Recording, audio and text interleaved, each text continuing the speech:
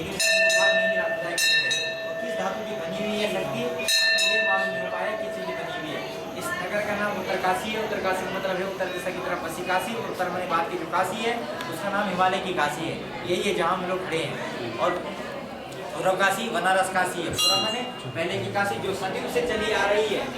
आ शक्ति माताનું મંદિર છે અને ત્રિશૂળ છે 25 ફૂટનું, પણ આને ત્રિશૂળ નથી કહેવાતું કારણ કે આ મંદિર છે તે કોઈનો વધ કરવા માટે વંશમાં શક્તિ માતાની સ્થાપના થઈ હતી અને એના લીધે 25 ફૂટનું ત્રિશૂળ છે।